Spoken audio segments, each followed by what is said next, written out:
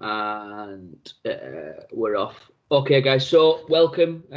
This is, feels like a long time now. We're in week 12, and we've got another great guest this evening that's joined us. So I dropped something on whether you were listening or talking, or had a little go at some of the questions there, just to get us started.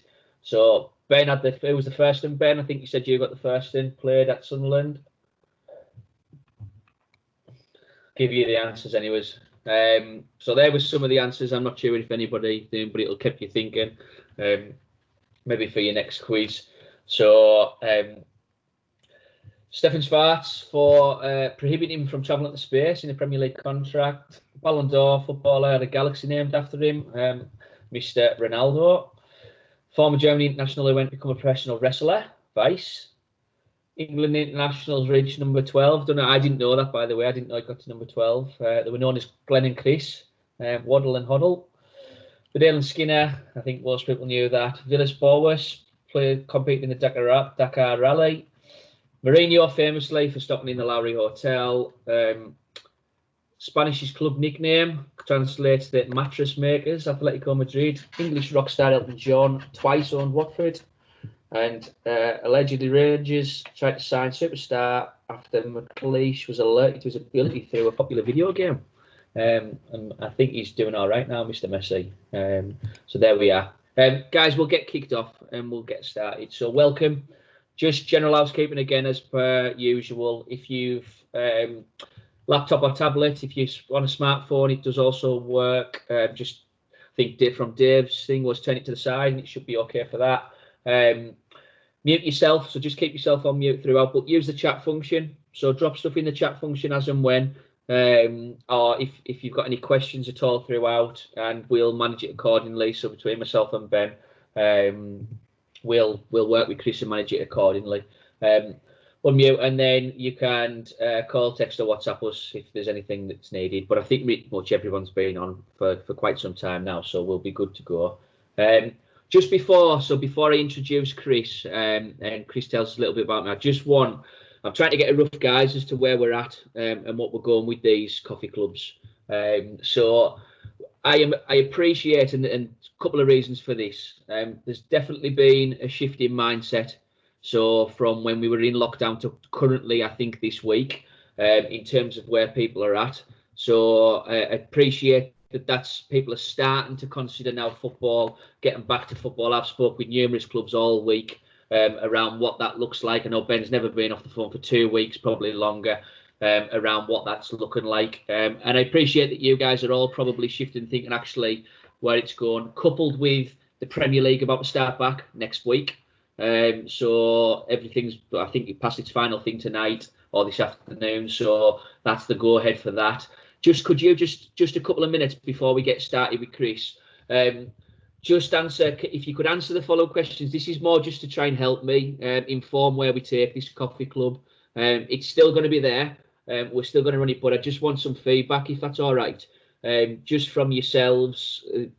There's enough people on the call to give us a rough indication. Do you want it to still run weekly, bi-weekly, monthly? I don't want it to feel like a burden every week. Thanks, Hoddy, for that, by the way. That's appreciated. So, number one. Just number two, if this is suits, so time and day, I appreciate you'll start to get football back. So, again, does that fit in with what your current plans are? I know we're not going to hit everyone, guys. So, just be honest with us around that. How useful have you found it? I'm not precious, so it won't bother me if you say they haven't been useless. They've been useless, but you wouldn't probably be logging in every week if they had. So that was that one. Anything that we've missed so far? So we're going to continue with them, and this will fit into a wider program as we get football back up and running anyways. So it'll still be here in some format. It might not look every week, but it'll still be here. Anything that we've missed that you'd like us to cover, and anyone that you'd like to hear from, or if you'd like to hear again. So if there's someone that's already been on and you would like to hear from them again, then please shout up. So just give me a couple of minutes just to help us out a little bit with that. So I can see Hoddy's made just a couple of comments in the chat function, which is great. just the guys that are on the call, if you wouldn't mind, it'll just help me with where we go and what we do with it. Bi-weekly for me. Cheers, Stephen. Or do you bi-weekly or monthly? Yeah.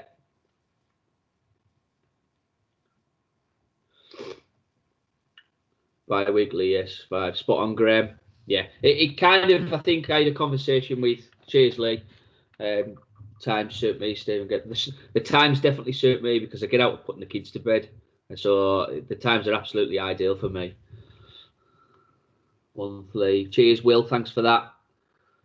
Happy with any, yeah. Bi-weekly, yeah.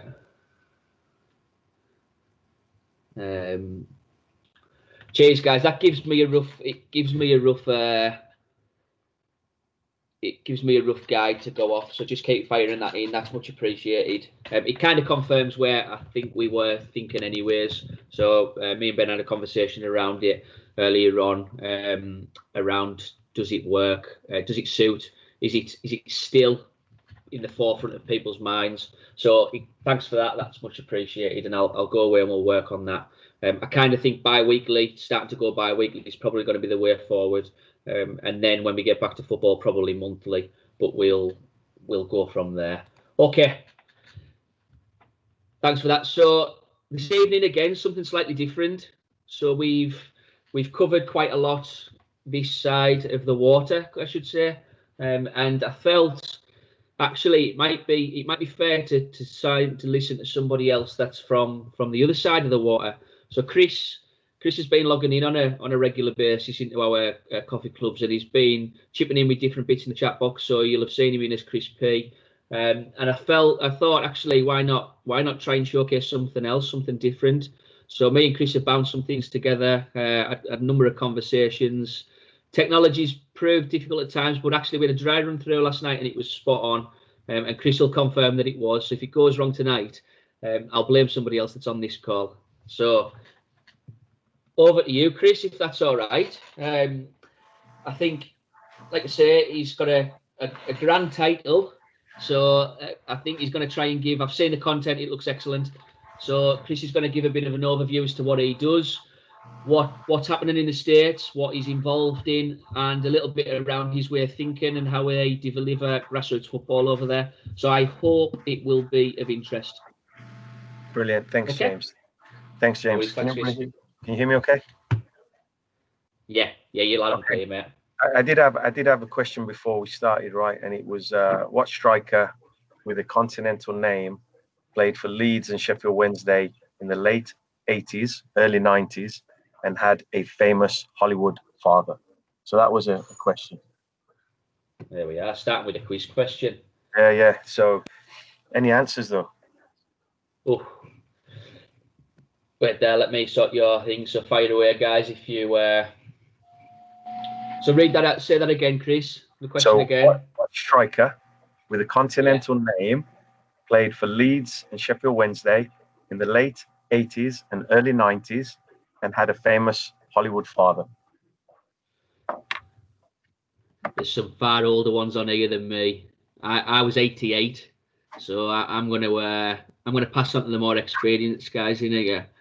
Mr. Pattinson, you're on my screen, so you must know something about that. Can you put it on presentation mode? Yeah, I can, mate. Thank you. Any Lee Chapman? No, so the player was Imre Varadi, and his dad was Oliver Hardy. Right. Oh, there you are. Oliver Hardy. If they take nothing else away, mate, they've definitely got a new quiz question for the quizzes. A new bad dad joke. So thanks, James. Thanks for the introduction. Just letting everybody know. Obviously, I don't have the American accent, and James was pretty right. I do have that grandiose title. It's actually Global Grassroots Technical Director, which I think is only second to Rusty Earnshaw's Chief Wizard. As far as titles go. But I'm the developmental director of coaching here at Virginia Rush, and I just taken on the high school boys. And then we have as well. So I work at Virginia Rush, and then Rush is in 48 states and 32 countries, and we have 50,000 youth players worldwide. So that's a little bit about us and myself. So on a day-to-day stuff, it goes everywhere from lining pitches to doing everything, but just working in the grassroots game and working with volunteer and voluntold coaches. James, you can go to the next slide, please. So the objectives for today, and what I'm trying to get to is just to give you an idea of what it looks like. And I heard, and I don't know your name, so I apologize, but talking about 3v3 and the Belgians and stuff like that, and we'll get into that. I'll get into that and what we do over here and what we've done over the past few years, which has seemed to be successful on the women's side, but not as successful on the men's side, as it were. But I want to show this picture and just type in or unmute yourselves and tell us what it is you see when you look at this picture. James, you want to go first? You want to tell us what you see? Just describe the situation. Yeah, so change and chance, because I know we spoke about this yesterday. I think for me, I think it's looking now. So these type of rules, certainly the rules that you're in, are looking at probably challenging the norm. A little bit about what we spoke about earlier on the call around this. We've got a traditional way that we've always seen something, but actually, is there other ways that we do things? So for me, it's connecting that. So if we're prepared to change, do we take a chance? Do we look at it as in a if we're going to change things here, is our look going to change around how we develop players? I think there's a host of different ways that we can look at it, but for me, it's about looking at change, looking at challenging that traditional approach to how we used to or previously have done things. Yeah, brilliant. And I think Nick Sterling put in there a chance to change as well. So just looking at that, and just looking at things through different lenses, right? And I think in this period, I don't know what it was like over there, but obviously your coffee club had come through and kept people sane. In America, we had, we'd have maybe webinars came somewhat dispensable, right? And one of the best bits of information I heard was never waste a pandemic. So looking at why we change, chance to change, and thinking about how we do things and just looking at things through a different lens, I thought was important. So I just wanted to share that. And then obviously be brave in our coaching. We are in our, you good on the next slide, James.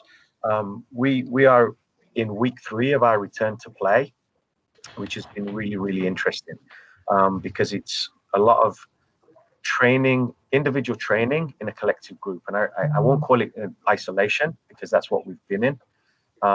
So it's been very interesting on how we deliver, right? So I'm a very games-based coach that's had to do one player, one ball for an hour because kids are in grids and they can't come out of those grids because of the physical distance guidelines, etc. So I just wanted to share this video and hopefully it plays, and if it doesn't, no issue. This is where we've trialed things. So if this plays, this will be remarkable. But it did play for me and Chris, and I've got the sound working now, Chris. So let's just see if it does. Let's see. I'm not holding my breath. You might want to click the link as well. Are we hearing that? Yeah, we're hearing it. But if you could make it bigger on the screen, James, that'd be great. From sports, baseball, basketball, all of them. I feel like it's time. The pressure that it takes to play at my age is just too much. So I'm done with the endless advice from parents to keep my head up, to keep my head down, to keep my head in the game. I know you think you helped.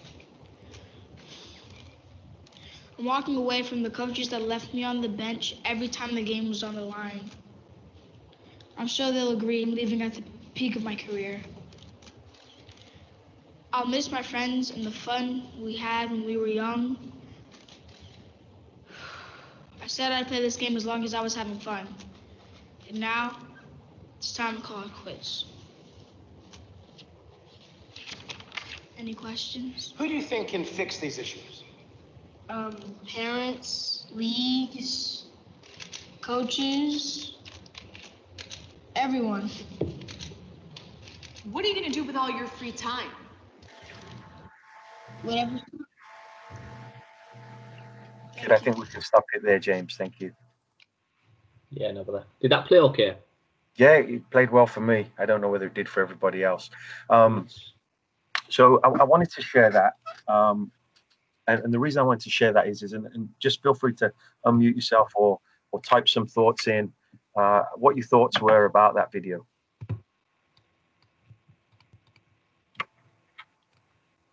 James, people can unmute, right? Yeah, people can just unmute themselves. Yeah. Just when we see that, and the reason I wanted to share that, I'll go into it. So 75% of teenagers within the US are quitting sports, right? And some of the stuff they're quoting in is it was no fun, it's too competitive and stuff like that. So there's a lady out of George Washington University called Dr. Amanda Visick. She put together the fun maps, and they came up with 81 determinants of why fun is fun, right? And what makes fun.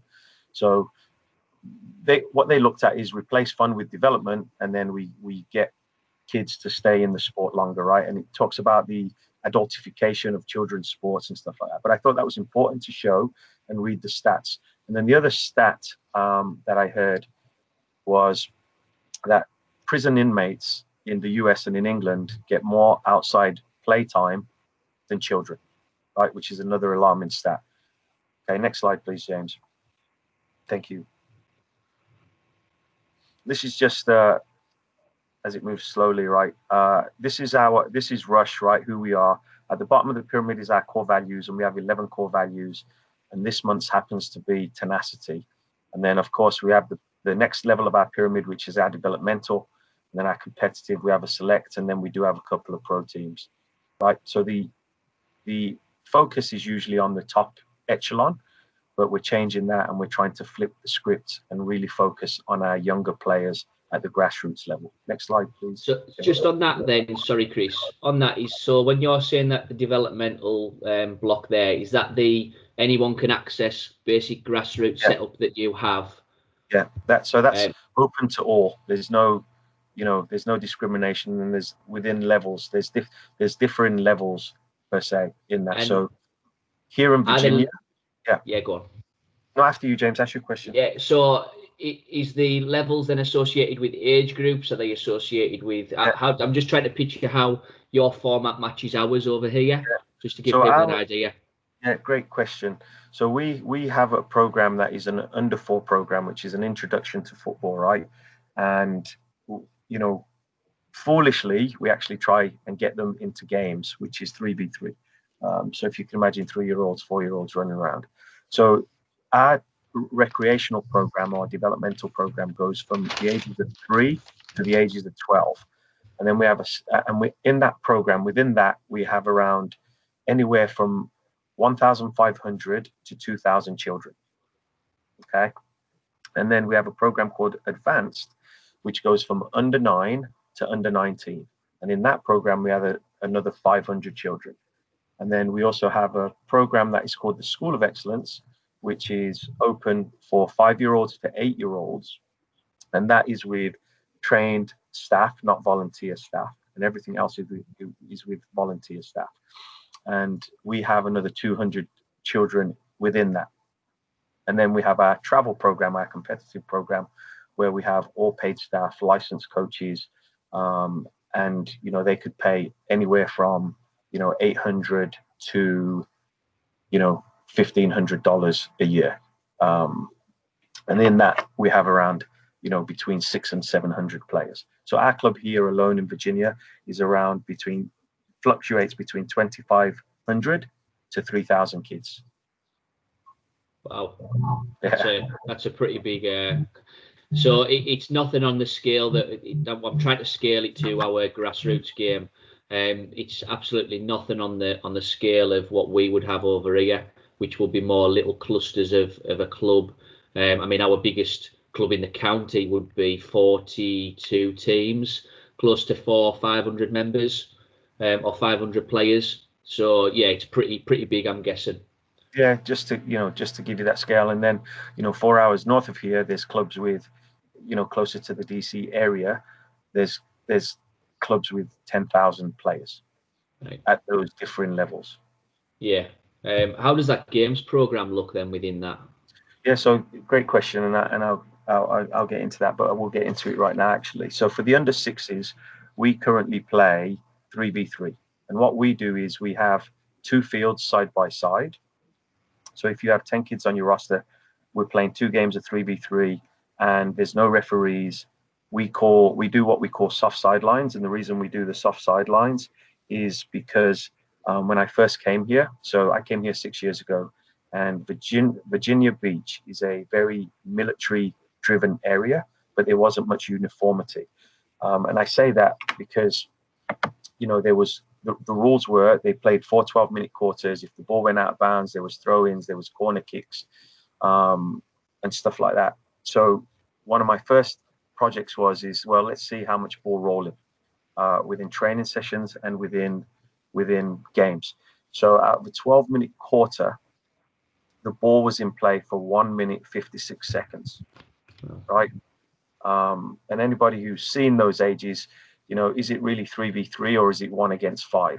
Because children that age aren't really used to sharing, and they are very egocentric. So that's when we developed the soft sidelines and having coaches have balls under their arms and call it magic ball, where the coach could put out a ball. Sometimes there'd be 2 balls out, which would confuse the parents a little bit. It was okay because we started to explain our philosophy. So that under 6, we play 3v3. What I'm actually looking at through this COVID, James, is scaling it back and going to 2v2, like they did it with the Belgian FA. So 1 keeper, 1 player. When we play the 3v3 format, there is no goalkeepers.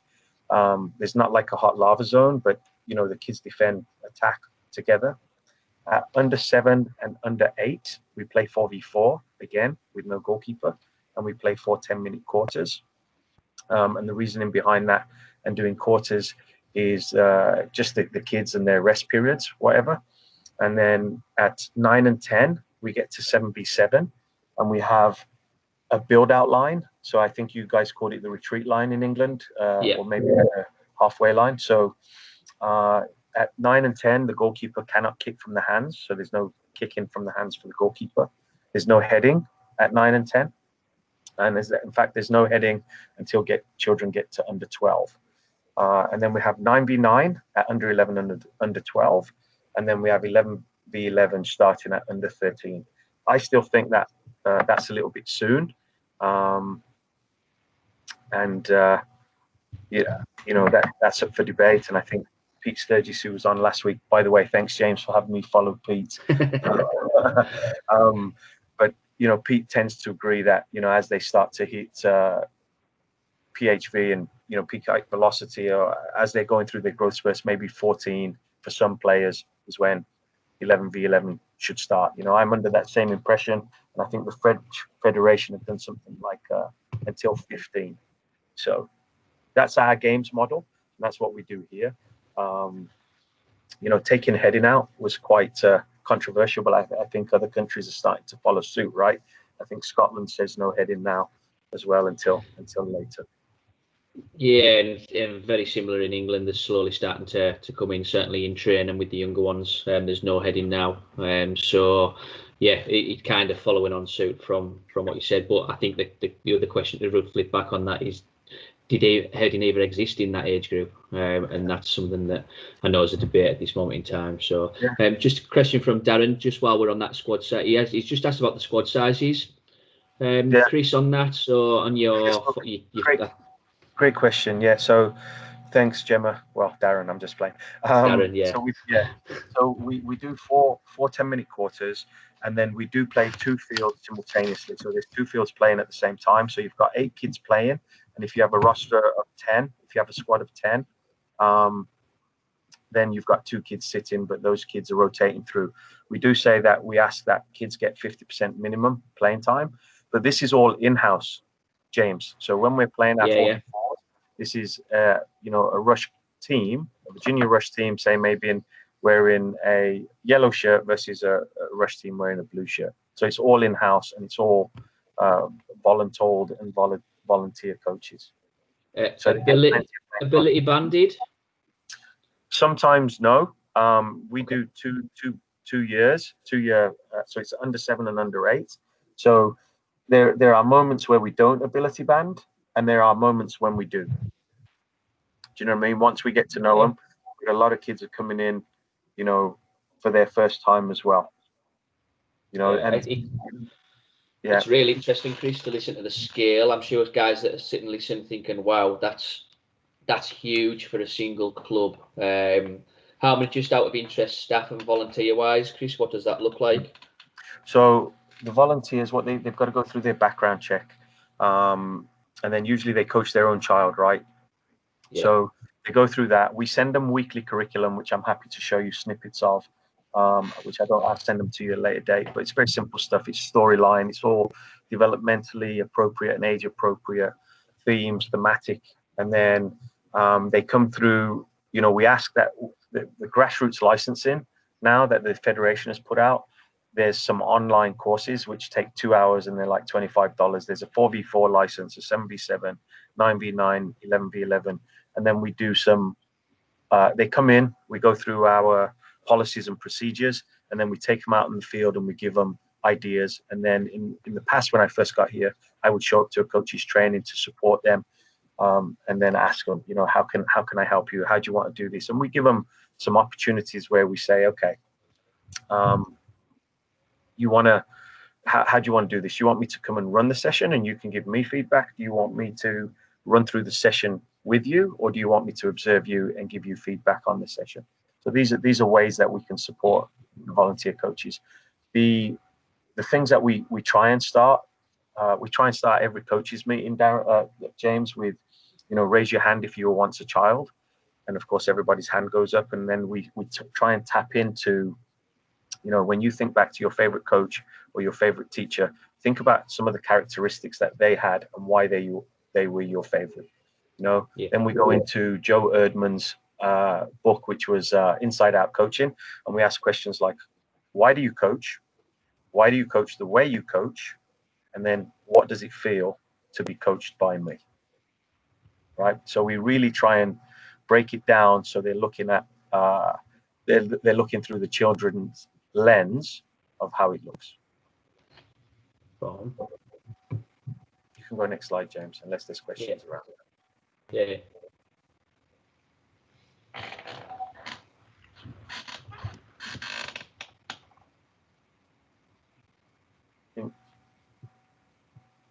Thanks. Going through.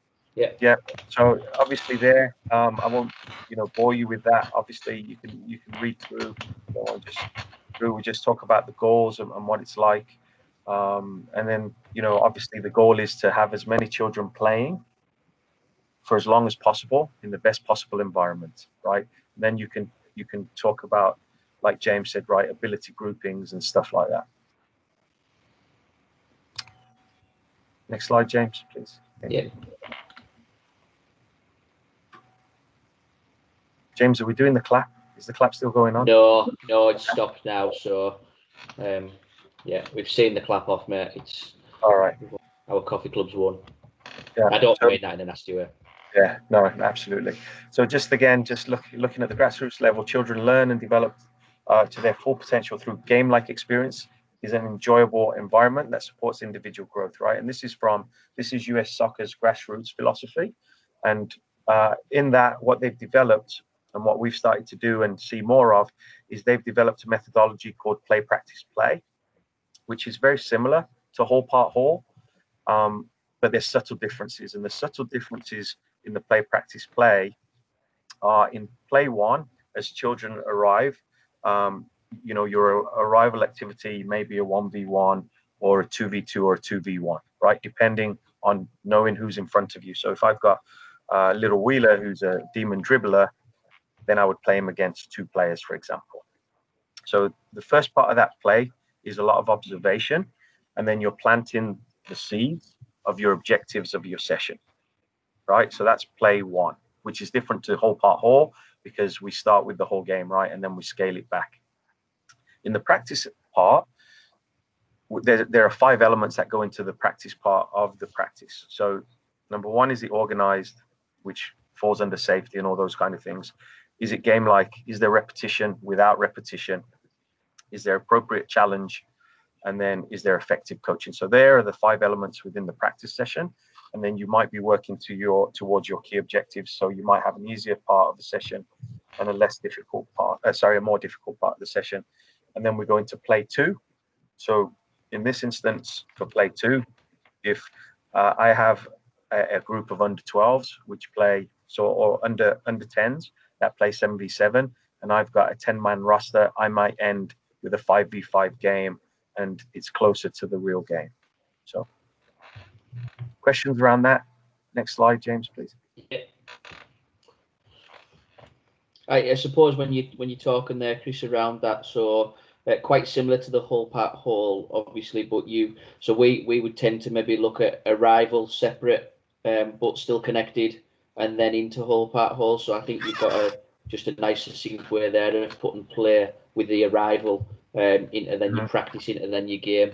So yeah, it's pretty, just trying to draw the similarities between how we deliver things over here compared to yourselves. And to be fair, from what we've been speaking about, there's quite a lot of similarities. There are a lot of similarities, James, as we spoke about yesterday.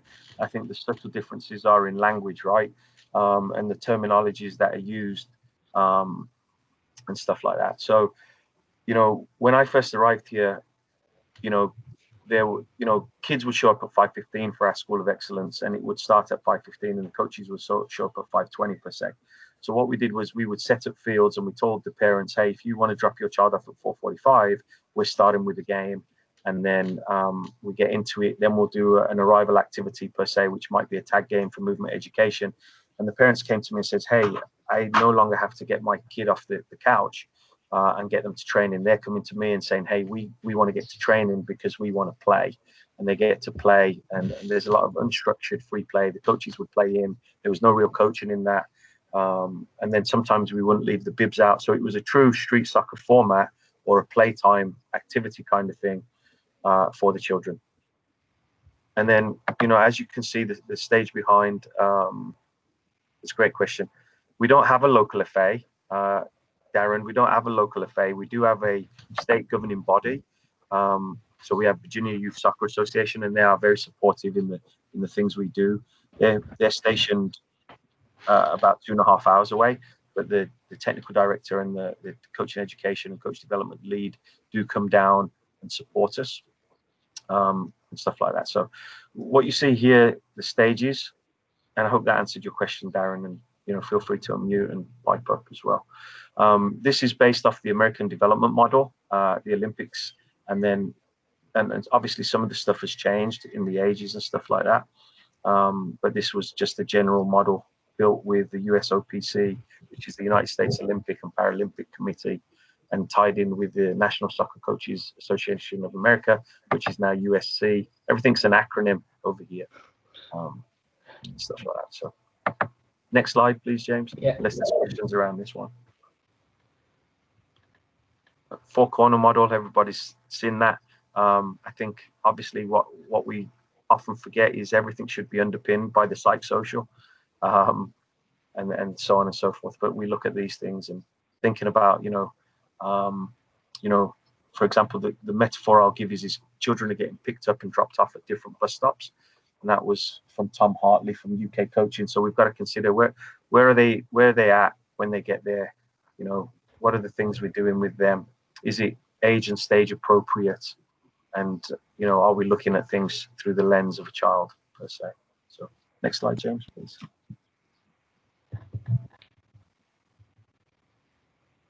And again, these are just some of the things we're looking at for long-term development, right? Teaching the physical literacy, the movements, and then working through the stages. And again, this is something borrowed. And here, this is you can go on, James, it's fine. There's another short video, and I'm sure you guys have seen the video of the FA where Steve Hodge has a group of players out. That was the original video I put in. But this one's just, if you want to show it, James. Yeah, we'll have a go. Let's see how we get on. Yeah. I'm not having 2 from 2 on the videos. Daunting. Fine. It's huge. That's the main thing. It's the size is just big. Oh no, it's too big.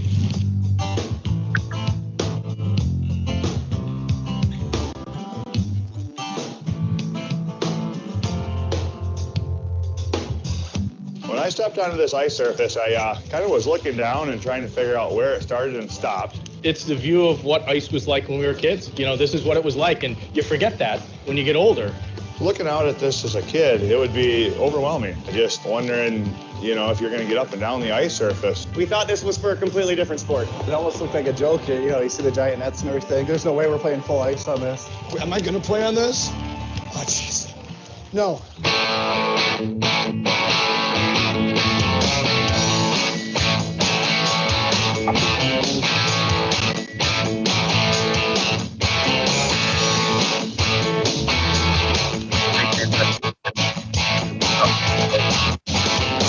That is a big net. I mean, the goalie's like, he's skating up and it's above his head. I'm like, it was crazy. There's so much room on the ice that you end up spending a lot of time in open space, and you're not touching the puck. And we realized how bunched up we were, spread out, and used the ice, but then you weren't part of the play. You were so far out of it. And a lot of chasing and just not much contact. If you're out of position once, you're not going to get back in it. You're done for the play. So, yeah, it's very unforgiving. If you're caught out of position on this thing, oof. With a big sheet of ice, there's a lot of one-on-one type play. So if you can beat one guy, the other team's so far away they can't even catch you. If you're a defenseman and you're beat, you're just going to probably more or less tend to give up. On the long passes, the passes are so long that they're easy to intercept. It's hard to communicate because everybody's spread out so far, and you're out of breath, so that makes it hard too. I need more water. A few more minutes to breathe. It would have scared me if it was my first time, because I can't do that every day. Thanks, guys, for the worst skate of my life. I'm exhausted. And even just once up and down the ice, I can't lay down in the track because it was just wearing me out. I was. Sorry, did you say, Chris? Yeah, you can just stop the video now. All right. Yeah. So that, again, obviously, that was basically trying to just show, listen, look at things through a child's lens. So when we put kids out, you know, when I first got to the States, 20 something years ago, they were still playing 11v11 at under 6. So, you know, you 25-minute halves and you defend for 25 minutes and then maybe attack for 25 minutes. So I was one of the people that embraced the small-sided games and the 3v3. And in that time, you know, we've seen kids come through the system who are technically proficient, understand the game and things like that. So, you know, that expedited, you know, over here, the pathway for players is slightly different, obviously, because, you know, they can go the professional route now, but the most common route was, well, I want to play so I can get a college scholarship, etc. So that was a bit of a difference. And I think we can share the whole video another time, but if you want to hit the next slide, James. Yeah.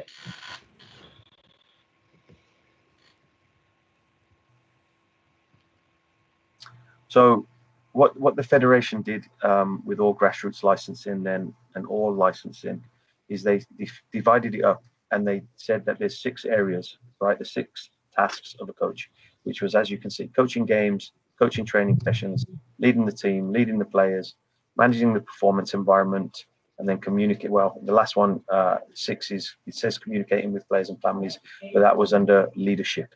So managing the performance environment was basically everything away from the pitch. So the grassroots stuff, obviously the methodology that is being rolled out, and the reason it's pushed out as play, practice, play, is they figure, well, if there's a bunch of parents that didn't play the game, how can and I've got to be, obviously this has been recorded, how can a volunteer mess up play, right? How can you mess up play by having the adult stamp all over it? So part of that was just giving parent volunteers who had never coached before the tools to be able to set up a game, then go into the little practice, and then go back into the little play mode. And I think the stats are something like, we have something like 4 million children at the age of under 6, you know, coming through and having, you know, sampling the sport of football, but then losing a number of them at later dates because their first experience was not, you know, stellar per se, or it was standing in lines, dribbling through cones, not really getting to play and that kind of stuff. So questions about that, James? No, I'm noting some questions down. So what I'll do is we'll get through and then we'll go back through and ask some questions, mate, because they're not in kind of any order, but I think they're relevant. Yeah. No worries. If you want to hit the next slide. Yeah. And I apologize. You know, this is death by Google Slides almost, right? So just if anything comes in. So this is, you know, what the 4 stages and how they looked at it. So the Federation put together a grassroots roadmap, and then the roadmaps were just a tool, you know, to support you in your coaching. Right. Yeah, and, so yeah, that's kind of Chris. So that's pretty similar to sort of the DNA work that's been going on in terms of trying to map out principles of play and how they look around attacking and defending. So yeah, just on a slightly different scale, but it's certainly there's some resemblance in there. Yeah. So they don't actually refer to them over here now as the principles of play, which is quite odd, you know, because I did my FA prelim, I think in 1990, and then came back home in 2005 and did my UEFA B at Lillishall. And then obviously having learned the principles of play and everything, you know, did some licenses over here. And I recently did my USSFB, and that, you know, there wasn't talk of penetration. There wasn't talk of, you know, width, you know, and those kinds of things, which was different. But, you know, we had, you know, Landon Donovan was in the same class as us, which was quite interesting and exciting. Next slide, please. Yeah. And again, this just goes to show the attacking. This is the attacking part of the roadmap, and where you say where, the where, the why, and the goal, and the how. These are what we call the constants, because those things remain constant, right? Where we are on the field, why is it happening, etc., etc. And then the what, the player actions, and the who, the key qualities. These become known as the variables. Again, depending on that. So now, if you look at the keywords in attacking for the younger players, would start to be, you know, find openings, create openings, right? And this is the terminology, the player actions that we were looking for under the what, player actions, and then the qualities all remain the same, right? Read the game and understanding and so on and so forth. And I think this is where, you know, Pete's was get on the ball, stay on the ball, and those kind of things. And as you can see in your own half, and I think it will show later in the slide. Next slide, James. It then goes into the defending. It goes to the areas on the pitch. So when we're in our own half, we are always, and we're attacking, we're looking to improve the build-up from in our own half in order to move the ball into the opponent's half. And then the second part, obviously, is right there. You can improve building up in the opponent's half in order to create chances. And then the third one is you know, improve scoring goals. So can we create chances and score goals? So this is the simplicity it's been put into, and I think it does the same on the other side of the ball. So just key opposites, obviously. And again, it talks about the defending, preventing the build-up, prevent scoring, deny chances. So it touches upon the principles of play per se, but not as I was taught them and not as we've learned them. Yeah, and Chris, is this for every age group then, or is this just is this a snapshot? This is for the grassroots age group. So this goes up into the D license, which is a national license, and that methodology of play, practice, play is one methodology that's used. At the A and the B licenses, the grassroots roadmap is a little bit more in depth. So there are some, but this is the beginning, and then there's building blocks per se. And age group wise, Chris, so if you were to categorize this into age groups just for those, because I think we tend to work, whereas you work in like the grassroots game and then the sort of competitive side, your structure slightly different. Age group wise, what would this apply to you guys over there? So in part of the grassroots, this could go all the way up to 11v11, so that's open, right? All right, And then from the travel side, you would look at the more in-depth stuff. So maybe even from under 11 and under 12 is where you get the more in-depth areas of the roadmap per se, but working off very similar principles. and language. So your U7s, U8s would be looking at these types of things as well. Yes. Yeah. The U7s and U8s would be looking at this exactly. Okay. And again, it shows the same thing, but obviously just the opposite of what we saw, right? Yeah. And is this, Chris? Is this for every club in grassroots football in the US? No, this is not just for you. This is for those that have adopted it and those that are in line, with the federation guidelines. So the federation. So this is where it gets really interesting, right? There are many different governing bodies.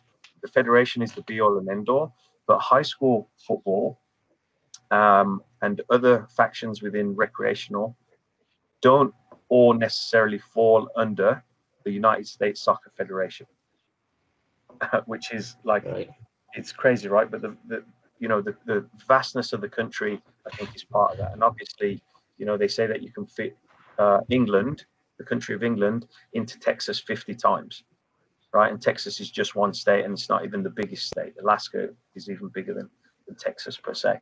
But that gives you the breadth. We've got, I think we have 3 time zones here, to be honest with you. It might even be more. But I'm on the East Coast, pretty close to home, and then the West Coast, could take 24-hour drive. So it doesn't govern everything, and I think this is where there's been some fallout. So if I wanted to, and I wasn't part of the federation, and I wanted to play 8v8 or 11v11, I could do that, and there'd be no backlash per se. And is that happening, Chris? So do you know if that's happening across the states? It does happen. So for example, even at under 6, the under 6 mandated size, well, not mandated, recommended size was 3v3, and then it changed to 4v4. Well, we play 3v3 and we may go to 2v2. So, but nobody's policing us. There's no football police out there who's saying, hey, you're doing this. I think an interesting experiment to be was, players who have come through the American system, like a Landon, probably played 11v11 at under 6. So, there's different arguments and different ways of thought, right? So yeah. So there's a lot of, in terms of the governance, there's a lot of trust put on yourselves as a club to kind of buy into what I suppose these federations are trying to put across to you. Yeah, there is, there is, but where I've been trying to get some, we're trying to do like the FA Charter standards. I know Robin Russell brought that in years ago, and we're trying to have a semblance of what does it look like. Do you have the right licensure? Do you have, some clubs don't have welfare officers, for example, over here with us. Although, they do. Anyone who's coaching or involved has to go through and pass the background checks, which is a start. But anybody can go coach. They don't have to have a license per se, and we are working towards getting everybody licensed. And this is just part of the grassroots, the player, the qualities, and how they stack up, right? What are some of the things that fall under reading and understanding the game? And this again is still for the younger players, and it gets more in depth and more in detail with the older players per se. So I'll give people a second to look at that. Sorry, I'll just click that forward. And again, this is what we look at: player actions. What are some of the things that people can look at? From a technical, tactical standpoint. What are obviously at under 6s, we're not teaching passing because the inner thigh muscle is not developed yet for a child of 5-year-old to do a simple push pass. So we're getting them to get on the ball, stay on the ball, be familiar with the ball. I won't call it master the ball at that age, because they're experimenting and stuff like that, right? So the things we look at for under 6s is, can you shoot, can you pass, can you dribble, can you turn, can you do the pullback, and then tactically, the thing we tell them is you're going that way, right? We point and tell them which way they're going, right? And then, as you can see, it grows as we go, and you've got the attacking and the defending, and it's just a tool that coaches can simply see okay, what am I doing here? What's the opposite reaction to what we're doing? Next slide, James. Yeah. Unless there's questions around that, of course.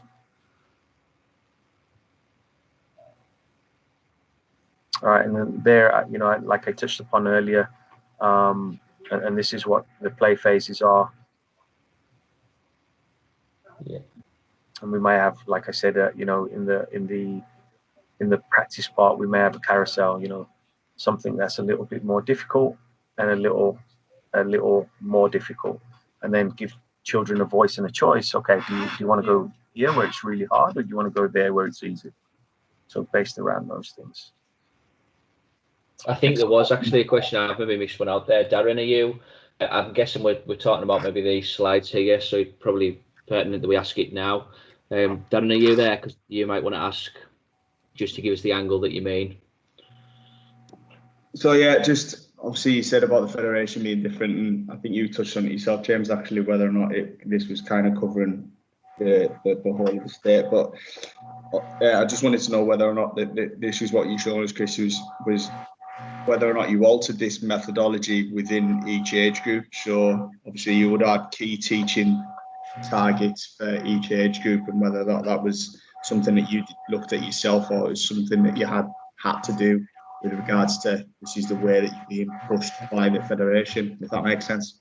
Yeah, it does. Yeah, so we do have a learning line, and it does differ. You know, we used the guidelines from the federation, but we've added in our own stuff as well. So there's not set, you know, we have certain things like certain benchmarks and proficiencies, but you know, it's open to all, that kind of thing. There's no, you know, if you can't do this, you don't move on to the next level. And it's just, you know, it's not, you must be able to do this. There's no hard and fast, you know what I mean? It's all adaptable. Does that answer your question, Darren? Yeah, it does, mate. Thank you. Yeah, no worries.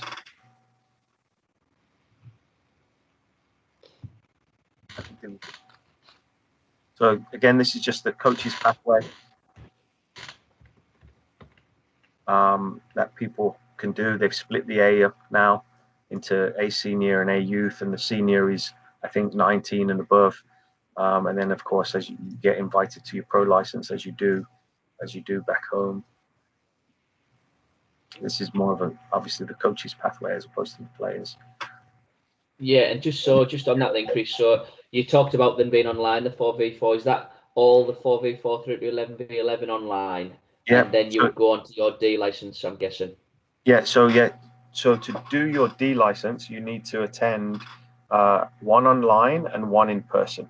So the online one, $25 and take 2 hours, but the in-person ones vary from $75 to $100, and could vary from they're usually 4 hours. And then the D license, I think, is 18 hours. But now they you know, that's changing again. But to do the D, you would have to do one Grassroots online and one in person. You can't do 2 online to get to the D license. And is there a minimum? I'm guessing there's not a minimum with what you've kind of described. Is that for what coaches have to do? There isn't, but we're pushing. You know, so I'm, you know, trying to get sponsorship where we at least can try and get our coaches license, or we are posting licenses so we can say that all our staff is licensed. You know, even if they're volunteer. So we're building frameworks to support them and put expectations on them that, you know, they are good stewards to carry the game forward, and you know, to stop that 75% and then the kids dropping out, obviously, to keep kids in the game. Yeah, and very much, I'm guessing, Chris, then that's very much like our chat. You mentioned the charter standard program, so I'm guessing that's the kind of angle you're going at, where we have so if you're a charter standard club, as an example, in our county, then you should be all working towards a level 1 coach as a minimum with every age group. I'm guessing that's the type of thing that you're pushing, but that's led by ourselves as a governing body. So do you see that as a bit of a challenge for you as just a sort of a normal grassroots club? Yeah, it can be. It is a challenge. But so for our former state, the former state I lived in, Wisconsin, in the Midwest, they had a smaller version of a charter standard. Do you know what I mean? And we smashed those standards. We helped get those standards, and then we exceeded them. And that's the goal to get stuff like that here, where we're working with the state and we're working with other clubs, just to be good stewards of the game, like I said. Yeah, spot on. So this ties into one of the objectives, right, that I wanted to say. And children get one childhood, right, and it's our job as coaches to make it memorable. And I wanted to leave with this video, a short video again, and then take questions based around what you've seen, or questions. And if anybody wants a summer holiday, once all this is over, want a busman's holiday, come and do some work over here, we'd gladly take any of you. So you haven't seen some of them, mate. I've seen some of them on this call. You might not. Yeah, James, no, I definitely. I've seen some of the stuff over here, my friend. Let me play this, Jazz, just as a finisher on this.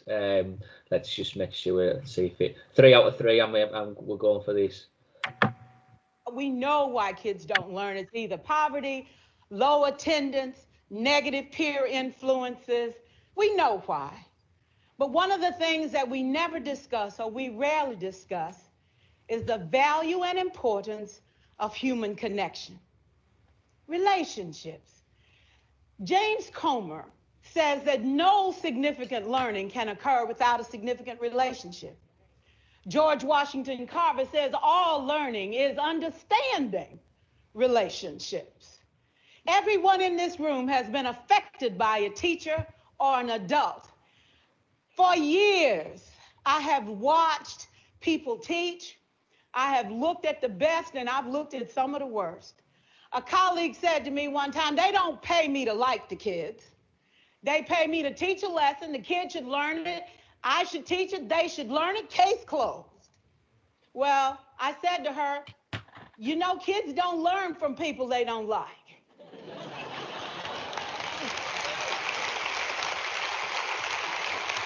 Can we stand to have more relationships? Absolutely. Will you like all your children?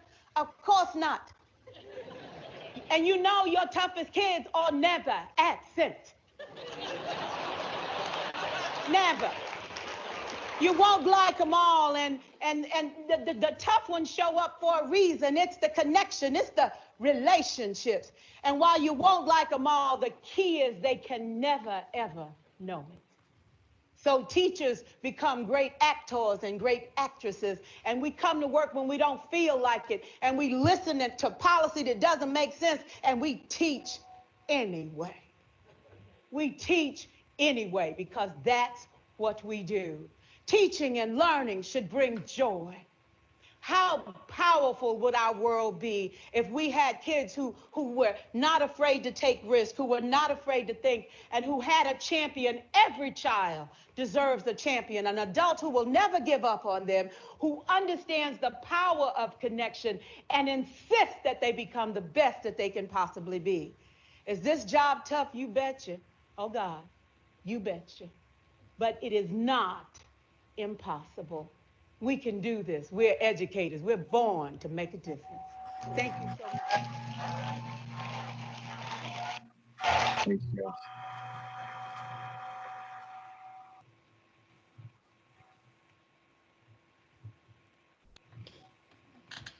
I think that takes us to the last slide, James, if I'm not mistaken. Yeah, it does, mate. It does. And that's me in a nutshell, all over the place. But questions, James. I know you had some questions. Yeah, I've got some. So, guys, just if you've got just throughout that any questions around the American, I have got a couple of you, but I don't just want to flood in with my questions. So, if you've got any other questions around the American sort of setup that Chris has kindly sort of shared, I'm sure it's not everything. I'm sure it's a real snapshot, and I know from speaking with Chris previous that he's trying to give us a flavour of what's currently going on. But I think the one thing that's blown me away is how huge your job is that you've got on your hands, Chris. So Keep doing what you're doing. Yeah, good question, Darren. And I think we spoke about it, Chris. So we had a go on, Chris. After you. Sorry, James. No, I was saying we had a chat yesterday around probably this, and it was one of my questions I asked was how were the kids when they returned from? You said are you 3 weeks in? Are you back to play now? 3 weeks after I return, yeah. So for the kids were brilliant, Darren. The kids were just really happy to see each other and to not look at each other through a computer screen. So as asinine as some of the training was, like one player, one ball, no thoughts, no decisions going into it per se. For some, it was rewarding and really worth it just to see the children see each other and the smiles on their faces. And we're talking children from age 8 to 19, so it was really valuable just to, I think, and Rita Pearson says it in the video, right? We underestimate that value of human connection. But just seeing them interact, chat, smile, even though I'm in a grid that's 40 feet by 60 feet, which was way over the guidelines, just to be able to compete next to my teammate brought a different value. I know some clubs have found it difficult, and I think it's generally the parents, because the parents will say, well, we just want to see him play a game. Well, we're not at that stage yet in the return to play, And Chris, is that weekly, once a week that these kids are coming in now? So no, our kids are coming in. Last week we had we did it over a 2-week period, and we had 6 time slots broken down into age groups, and the kids could come as many times as 4 times if they wanted to, and then they could sign up with their age group. But then we had a boy that wanted to do double duty, so he'd come out for an hour at 12:30 to 1:30, and then he'd come back out from 6:30 to 7:30, so he's getting extra touches. So he came out 8 times, but we're fortunate that we have a relationship with a trainer. So we have a professional trainer on staff that can watch and see and limit kids and say, hey, you're doing too much, and so on and so forth. And where I am in Virginia Beach, the weather's, we're 90 degrees, so I don't know what that is, how that transfers. So obviously having to think about those things, as well as the physical distancing and that kind of stuff. So, and then over this week's, we went 3 times. And the way we did it was we used a program called Sign Up Genius. So we knew how many children were coming out. And then we halved the space. So this week they were in a grid that was 20 foot by 30 foot, as opposed to 40 by 60. And we're still above the guidelines.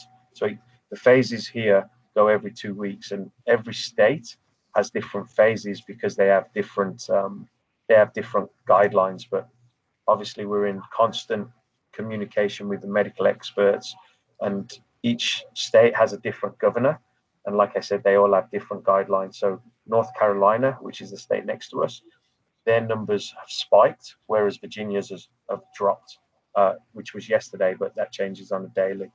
So we're looking at phase 3, which is June 22nd, where we could do stuff like 2v2 and incidental contact. But that's all based on governors and things like that, and changes, as you know. Yeah, spot on. I suppose, Chris, I'm one of them, and I'm sure there'll be other people thinking these. My question's around your challenge versus other sports. So if we took our country, where football's our national sport, I'm guessing the majority of young people, I'm not casting a thing to say it's everybody, but the majority see football as the main sport. How do you find against that in terms of your the motivations to do other sports versus, I'm guessing it's soccer. We haven't used soccer on this call tonight, so I thought I'd get it in. Yeah. So listen, they've modified other sports to fit children, right? So I've got 3 teenage boys, and when my youngest, who's 13, was 4, my wife decided to put him in T-ball. And T-ball is the kids' version of baseball. It was basically, you put the ball on a tee and then hit it with the bat and it was a lot of standing in lines and waiting, you know. So while they modified to fit the child, they didn't really fit the child. And then, of course, they play flag football instead of tackle football. But I think soccer for under 6s, under 8s is one of the highest populated sport because they see it as a sampler sport, right? And we just lose it. We lose them because their entry into it isn't their first view into football could be with a parent coach who's never played and resorts to coaching the way that they were coached. Do you know what I mean? Yeah. I think Darren had a question. Darren, unmute yourself. Let me talk to someone except James. Yeah, apologies for kind of hogging the questions. But just kind of, yeah, James actually just kind of opened up with something I'm keen on. I'm keen on cross training in terms of the sports. I like my NFL and I listen to some. Sorry, I seem to have lost you there, Darren. Did you say training or dressing? Training. Okay, thanks. So I like my NFL and I listened to a podcast and it was just before the NFL draft this year. Yeah. And it was Daniel Jeremiah, who's like a media draft expert, and he said that they were speaking to some college coaches out there, and they said what makes the ideal quarterback, and then they said they look for kids that have played basketball through high school or have been good basketball players, because apologies if nobody understands this. So the quarterback, he'll have his offensive line in front of it, so he has to the quarterback then has to maneuver quite well within his pocket, so the footwork from basketball comes into that. Is that something that you see, that if a kid is good at another sport, you can see them standing out within soccer, or do you push them to try, because obviously it's very seasonal in the States, it's not like over here where it's just wet 24/7. Yeah.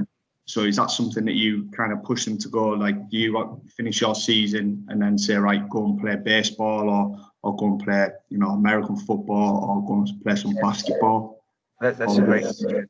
So there are some schools of thought, Darren, that only want kids to specialize early. I'm not in that school of thought, right? We like to get them to sample sports and experiment and try them. So, like, for example, I've got a son who's also 15 and he wanted to work on his defending, his one-on-one defending. So in the winter months, right, we shut him down a little bit from football and he played basketball. And he played basketball so he could work on his one-on-one defending for football. It'd be good for his back pedal, that, wouldn't it? Yeah, so donor sports, right? So we do look at that. And Steve Kerr, who coaches the Golden State Warriors that played for the Bulls, if anybody saw the series with Michael Jordan, the Last Dance, I think, or I think it was called The Last Dance, the series with Michael Jordan. Mm-hmm. But Steve Kerr was one of the players that played for those. And Steve Kerr has won a couple of championships as the coach of the Golden State Warriors. And he said, and I think it was, he said, we love it when kids have played soccer that come in and play basketball because they've got those transferable skills. So whereas many people want it to go year round, I'm not personally one of them. I had a group of under 10s, and a couple of years ago they did a 6-week gymnastic course in the off season, and then the group played basketball together, and a parent coached them in the basketball season, and they came back all fired up because they missed football and stuff like that. So there's a lot of talk right now in college coaches with American football and with different sports. They're encouraging kids to do, multi-sports athletes. Number one, like we talked about, to get those transferable skills, the movement skills, but then also to avoid burnout and then the injuries that kids who specialize go through. Yeah. Cool. Cheers, Matt. Sorry for the questions. Oh, happy days. No worries. There's just another one dropped in from Alan. Chris, I think you're saying that. So to use futsalers. We do, yeah. So we're fortunate. We were in the fortunate position where we had a facility that had 3 futsal courts as well. So we do sprinkle in futsal And then if the fields or the conditions were bad, we would take them in and do futsal. Now, at my old club in Wisconsin, where there was snow on the ground from the end of October to sometimes April, we had no choice but to do futsal. So we would do a lot of futsal stuff, and that would be our winter diet. And we did that because I wasn't a fan of the soccer six, where they bang it off the walls. So we would do a lot of futsal, the use of futsal balls, and a lot of small-sided games. So we do sprinkle that in. Do we sprinkle it enough? I'm not sure whether we do, right? So. And is there, if from a games perspective as well, then Chris, would you see the kids play futsal when I say competitively, I mean in its broader sense? So do they play that as a game, or is it not seen as that? Is it seen as a training aid? No, it's seen as a game. There are leagues. There are futsal leagues. Like in Wisconsin, a friend of mine developed one, and he just received the highest UEFA license within futsal. But we had to develop it, and we had to think different games programs in Wisconsin. Over here, there used to be, I should say, there'd be leagues and tournaments, regional events. Just so you guys understand, we could be traveling 4 hours for a league game, and that's with children at the ages of under 11 in the league that we play in. And if it's traffic, you could be hitting 5 to 6 hours. Do you know what I mean? That's the vast, and we'd still be in the same state. Hopefully that answers that question. Yeah, definitely. Hoddy, mate, are you there? Hi, mate. Yeah, I'm here. Yeah, go on, pal. Hi, Chris. Hey, Hoddy. It's maybe slightly off topic, but I read earlier, I think it was yesterday or the day before possibly, just some of the Zlatan Ibrahimovic tweeted an article about the cost of youth soccer in America being more expensive than elsewhere. I'm just wondering, is it the case out there, and does it have an effect on participation numbers? Are you missing out on players maybe due to this? Yeah, absolutely right. It is a pay-to-play model, and to be completely honest, just a full disclosure, I'm a part of that problem, right? Because I make my living, and I still think I've got the best job in the world. But part of that is I draw a salary from that. So, for example, the entry levels, like your recreational kids, they could pay $85 for the ball and $85 for the sprint, right? Yeah. And then you've got different levels, and then your travel kids can pay anything in our club, anywhere from $800 for the year to $2,000, and that would depend sometimes on how many tournaments they do and stuff like that. So, that is part of it, but we do offer that recreational piece, and then we do a lot of fundraising to help those players. Now, in this country, I think football still happens to be quite a bit of an upper to middle to upper class white predominantly driven sport. Right? In places like Atlanta, what they're doing is they're putting up like this car park garages that are turning into like a futsal place, and they're going into the inner city areas where there's no cost, and doing things. We developed a school program here where we would go to the schools and we would deliver football classes through all the PE lessons, and there's 55 elementary schools in the Virginia Beach area, and we managed to hit 42 of the 55 elementary schools over a 3-year period. So in that period, we coached and taught and delivered to over 80,000 children, and we did this for no charge, right? My bosses had the foresight to go ahead, go out to the schools. I would go in with a team. We would go in to the schools and deliver, and then kids would say, well, I want to play, and then we kind of got them hooked. And the things we'd do, Hoddy, was we'd use a lot of positive discipline, right? So it wasn't a lot of corrections. It was correcting the behaviors we wanted. And then I would say to the teacher, hey, I've got 2 session plans here. One is very coach driven and coach centered, and the other one is player led, player centered. So it might have looked like, okay, put the kids in groups of 6. They get 3 bibs, a ball, and 8 cones. Can they go devise the game? And how does it look? And the majority of the times the teachers would say, do it teacher centered, right? So it was a lot of, pair work, singles, player one ball, whatever. And I was fortunate, we had a truck that has footballs painted all over it and the club name and logo all over it. So when they saw me coming, it was like the ice cream van was coming. You know what I mean? So it was quite interesting. But our numbers swelled during that time, and then our numbers swelled as well when we started to put in. We started with games because as coaches know, some of the first questions we get is are we playing a match? Yeah. Right? When do we play a match? And we've got this little lad from Hull, and he would come over to me and say, "Coach, are we playing a match?" And I'd say to him, "Danny, don't play with matches because they burn." And he's a kid from Hull, so he got the English humour, of course. But the questions then go away from, and I sidetracked a little bit there, but yeah, good insight, Chris. Thanks. Just to sort of extend on that then, Chris. So you're saying there that people could be playing upwards of 800 to 2,000 from a talent perspective. So do you offer discounts on things? What happens when you get these talented players that actually they can't afford to make that step up into that next part? Is it subsidised? Is there a program which supports? How does it work?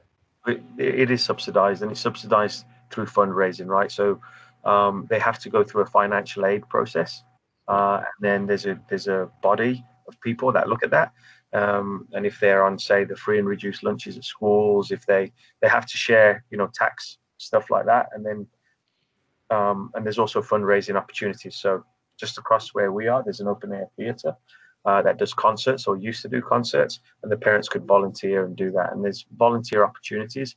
So we ask that, so there's the kids and the families have some sweat equity involved, but we also help them as a club as well. So the coaches do go above and beyond, whether it's picking up kids, and then we've got, I've got a couple of guardian angels that just look after us and say, "Hey, Chris, I'm stroking you.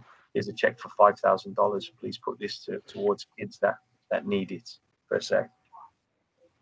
Yeah, it's huge. Unity, it is. It's Yeah, it's massive. I don't think anybody probably listening.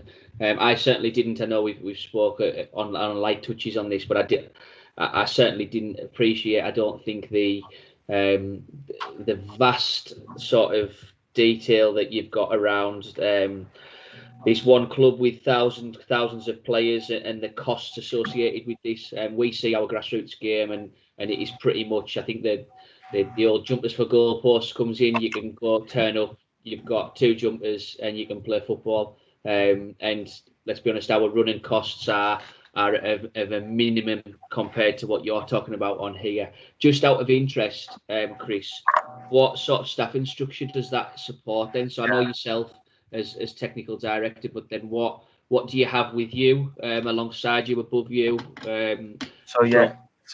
That's a great question. Just to clear that up. So I am the grassroots technical director for the whole of Rush Soccer. It's just a fancy title, and I give them support. And then I'm the developmental director here and the high school boys director. Above me, we have a technical director. We're going through a structural change right now, but we had 10 directors of coaching, 5 of those people who were full-time, and then some were part-time. And that is basically for our competitive program.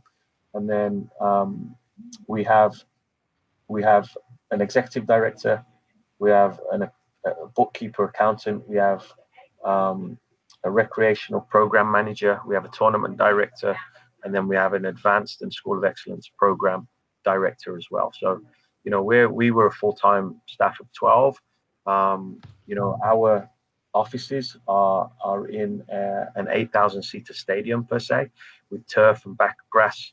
So our overheads are a little different compared to other clubs.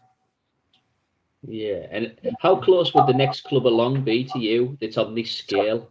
That's a great question. So we have a neighbouring club in town that's just built their own indoor centre, and we share a facility that we train at that's city-owned. Right. And there's a city-owned facility that has 2 turf fields that are lit, and then 22 grass fields for the various sizes of the games.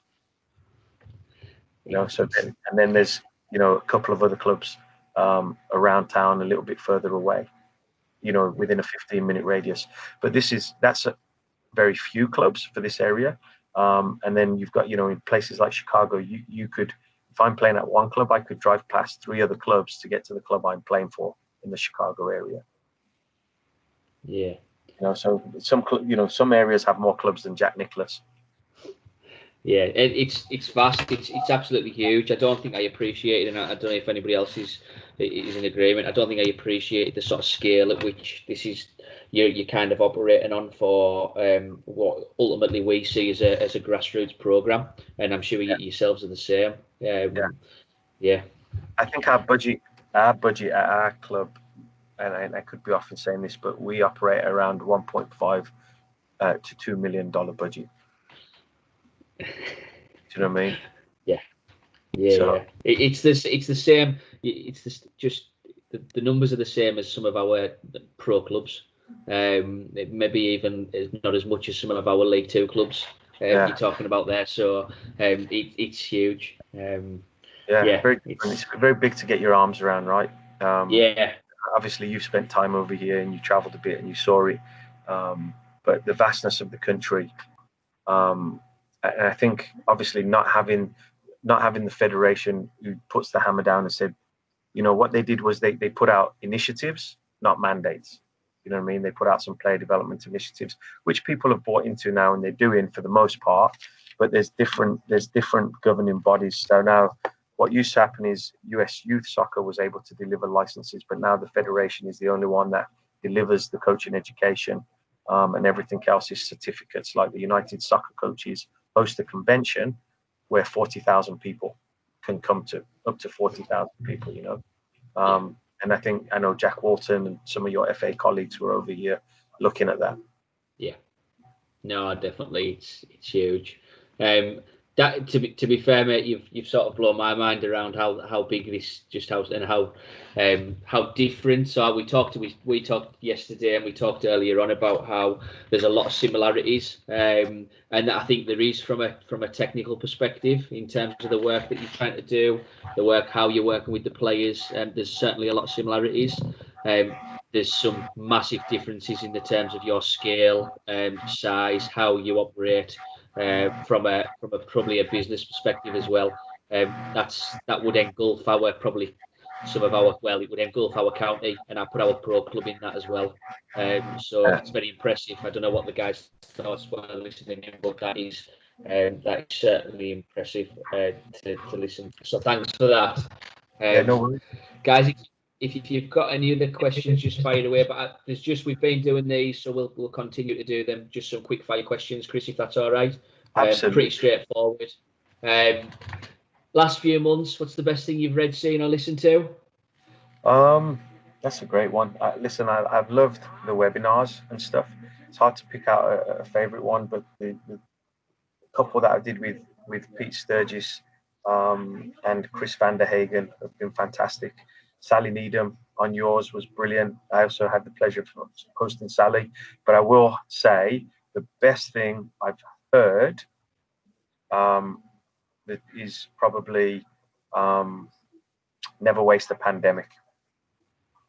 Spot on. Best bit of advice you could give to the grassroots coach? Never waste a pandemic. Know who's in front of you. Yeah, definitely. Good one. Best investment you could recommend? Listening, watching, observing, and then forgetting what the experts say and have a go. Have a go yourself. Yeah, I think there's been a common theme with that. Certainly, you're not the first person to say that. You definitely won't be the last. I think the times have changed. Once we say, well, I think it's your level 1, your level 2, your level 3. I think it goes beyond that now. And how could people get in touch with you? So if they've got any further questions, if they want this busman's holiday, which you've offered everybody, you might have 20 coaches turning up on your doorstep at Virginia Rush. Yeah, no problem. I'm putting my email in the chat box, and I'll also put my Twitter handle as well. Spot on. I don't think your train will go that far, Darren, on Monday, but certainly want to keep in touch with. So if anybody is planning on going out there at all, feel free to drop Chris a line. I'm sure, like he has been with us, extremely welcoming. Sort of put himself out there to say, yeah, I'll come and I'll share with you some things, which just want to take the time to thank you, Chris, for that, because that's been, I'll be honest, I set off thinking, there's a lot of similarities, as I said before, but it's kind of blown my mind a little bit, that just to try and get my head around the scale at which you're operating on for a single club is nothing on this scale in this country that I know of on that level. So keep up the good work. I'm sure it's a challenge. Just out of interest, Chris, your typical working week, what would that look like? 8 days a week now. Yeah, return to play. So typical work week. Obviously it's all been smashed, but Monday was no coaching, but we were in office meetings. Tuesday, spending time on the grass. Tuesday, Wednesday, Thursday on the grass, and then between that, meetings. Obviously we have tryouts and player placements. So this is like a really busy time. Finding spare time is like finding rocking horse shit. Which is, excuse my language, but quite difficult. And then Friday, a little bit of time on the grass, and then Saturday again on the grass. And again, we're doing return to play, so people have paid money, James, and we're just trying to give them a service. So these times are quite a little bit busier than usual. And I see that you've just shared on the screen. I actually run webinars as well, and I'm happy to share them. We've had some cracking guests, to be fair. A lot more interesting than I was on this one. But no, not at all. No, it's been really, and I just wanted to share this because I know, and Chris sent them out to us. If you go into that link in there, and it'll be on our website for you to access. There is, Chris, I looked before. Well, I looked the other way, but I looked before again just to take that snapshot, just to show people. There's, I would say, there's maybe 50 or 60 on there. Is there? Probably slightly more going back over the years. Yeah, there's probably around that.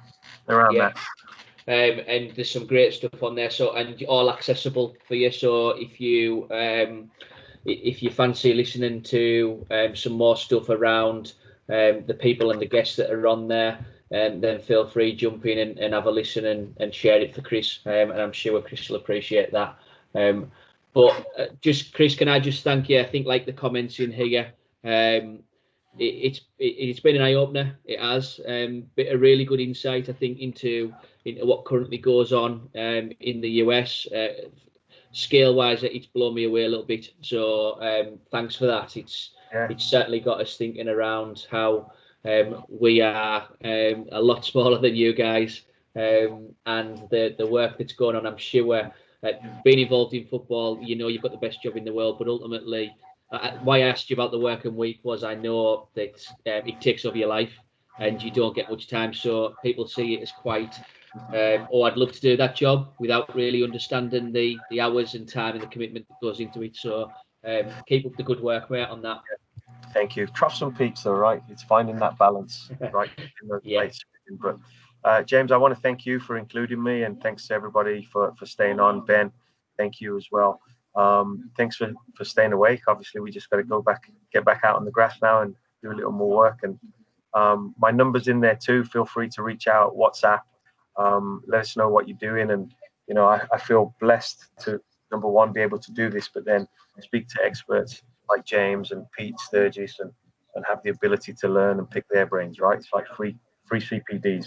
Don't put me and Pete Sturgis in the same category, mate. I am fat. I am nowhere near that. I had to follow Pete. Yeah, you did. So I appreciate that. Like I say, thank you very much. That's certainly been a really interesting insight. That guys, those that are on, so you just as we've usually done, just keep spreading the word, keep sharing it with coaches. I think all hours are up to date on the website.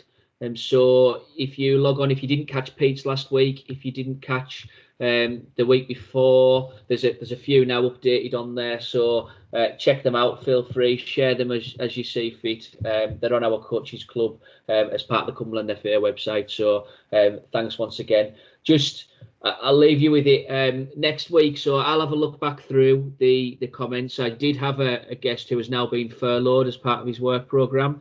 I have got somebody on standby, but based on sort of comments earlier on, we might look to go bi-weekly. I'll have a chat with everyone, and what I'll do is I'll send an email out just to confirm this is what we're doing. We've got 2 guests lined up certainly for the week after, so they're already in the diary, so that'll be going ahead as normal. But I'll have a chat. I'll read through some of the feedback that was posed earlier on. I think, like yourselves, I kind of agree about bi-weekly. It makes no odds to me whether it's weekly, bi-weekly or monthly. But I want to make it more relevant for you guys and make sure that if you're giving up every week, then it's really worthy. And I think so far they've been really good. The challenge we've got now is that people's mindsets have changed.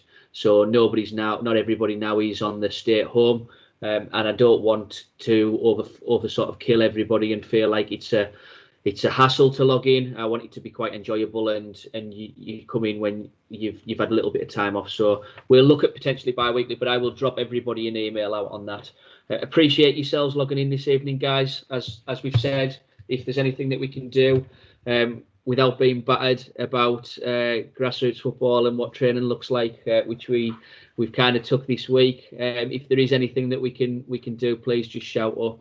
And yeah, Darren, they are gonna. So I think we've sort of got to a point now where the learning's going to change in terms of how things are delivered. It's going to change massively, and that's not just for us as an organisation. That's for pretty much every walk of life. I think what Chris has said there around webinars have become indispensable. They have. These will continue. My plan is, and Ben will probably echo it.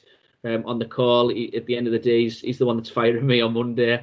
That this will continue even when football returns. We'll look at my vision is a monthly schedule, but we'll take it off yourselves what we go with there. Yeah, we'll try and embrace the technology. To be fair, it's worked really well tonight, so I can't complain. I was a bit disappointed last week, but that's by the by. So thanks again, guys, for logging in. At the end of the day, it's you guys that make it pretty more valuable than just me and Chris sat talking to each other. So yeah, thanks very much. Yeah, you're right, and Ben's right. I go back on furlough, so the axe will be out. But no, appreciate your time tonight, guys. Hope it's been of use, and stay safe. And we will catch everybody either next week or the week after. Likely it'll be the week after. But thanks very much. James, it's Keach. You all right? Hiya, pal. You all right? How you doing, pal? Chris,